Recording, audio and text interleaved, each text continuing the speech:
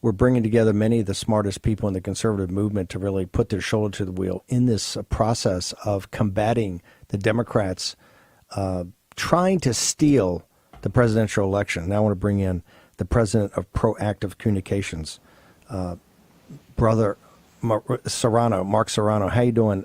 Look, you are in a partnership. You're the comms guy for Thomas More. Phil Klein and the team have just done such an incredible job. But this white paper, because what I was trying to get at, Rudy, is that, we're burning daylight. We're now down to the last 9 or 10 days. But this white paper says, hold on for a second. When you're talking about something like this, what are these dates, and they really locked in stone? Do you want to just take us through what this white paper says? Absolutely, Steve. Thanks a lot. So, look, the news media and what they're going to do. For weeks, they were saying there's no proof, there's no evidence. Now we know on Monday, the 7th of December, what they're going to do. They're going to say that Tuesday, the 8th of December, is the deadline for states to pick their electors. And they're going to say, game over. The clock's run out. So we knew at the Amistad Project, we knew that this is what would happen. And there would be pressure, tremendous pressure, Steve, on these state legislators to just accept the results, certify them, move on. And when there's tremendous proof and evidence that's come forward, especially in the past week, of fraudulent ballots. So set in stone? I don't think so. It focuses on the two dates coming up, the milestone dates coming up, Steve. December 8th, when states are supposed to pick their electors, and December 14th, when the Electoral College is supposed to vote. So, we gathered and said, where do these dates come from? Hold on. I just want to make sure the 8th. Hold it. The 8th is considered the safe harbor. That's when it's all supposed to be picked, and they show up in the state capitals on the 14th. That's really the Electoral College meets on the 14th. Those are the two dates that are supposedly locked in stone. And this white paper saying they're not locked in stone? I asked a very innocent question. Where on earth do these dates come from? And so the lawyers, the experts at Amistad told me, well, there's only one date that is constitutional, one deadline. That's January 20th, when the president assumes office. That's it. That's the only deadline that matters in the U.S. Constitution.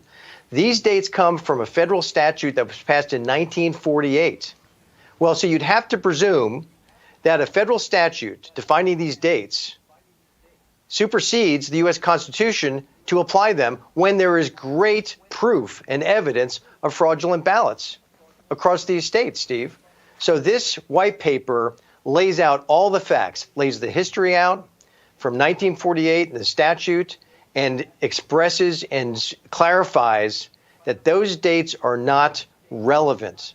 They are not. The media is going to use those dates, Steve, starting Monday, I think, to claim game over. And they're wrong. And these state legislators need to recognize that they are not subject to these dates. Let's take a look at some of the numbers, if I can, that we've got in the white paper, Steve.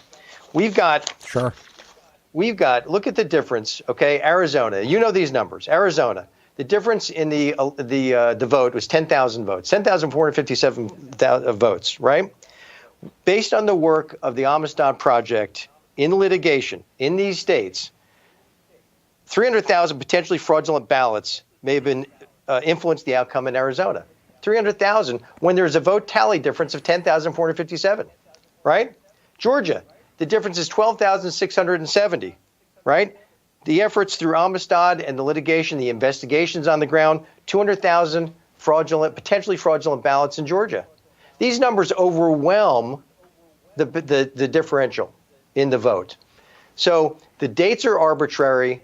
They are not bound by the Constitution. They're bound by federal statute, and that does not supersede the U.S. Constitution. January 20th is all that matters. Time is needed for these legislators to look at the evidence, call for deeper investigations. That's really what is necessary. The investigations that Amistad has conducted on the ground has demonstrated actual evidence and proof of fraudulent ballots through very varied means. Now it's time for authorities to take that information and go deeper.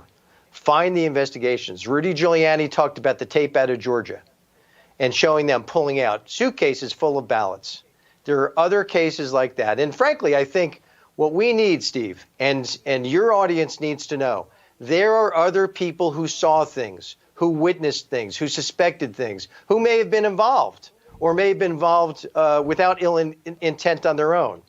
And those people need to come forward. They need to come forward with their photos, their videotapes, or just their own testimonials, because now people know. They saw the tape from Georgia. They know that fraud has taken place. And here's what's interesting. You know, somebody asked me this question the other day, Steve. They said, well, how could a nationwide fraud, how could nationwide fraud take place and displace this election? How could it happen across the country? And I said, no. That's the point. It didn't happen nationally. It didn't happen across the country. It happened in many places, but primarily it happened in a handful of cities. Atlanta, Detroit, Philadelphia, Milwaukee. They needed to perpetrate fraud in those cities, especially assembling these massive, huge, consolidated ballot counting centers. Steve, do you ever remember seeing a massive consolidated ballot center before counting center before this year? No, we've never seen that before. That enabled fraud, and it happened in those cities. This is not national in every city, in every county, in every state. There's a lot of great patriots who ran our elections the right way, but in those cities, that's where it happened. Yeah, Mark, we got a hard out quickly. How can people get the white paper, and what is your Twitter handle, social media, so people can follow you? You bet. They can find the white paper at got-freedom.org. The white paper is available there. I hope they pull it down and take a look at it. You can find me on Twitter at Mark V. Serrano, Serrano. Mark, thank you so much. Look forward to having you back early next week to talk about the media onslaught that says the game time is up, game's over, trying to make these arbitrary dates locked in stone. Mark Serrano, thank you very much from the Amistad Great, Project. Steve.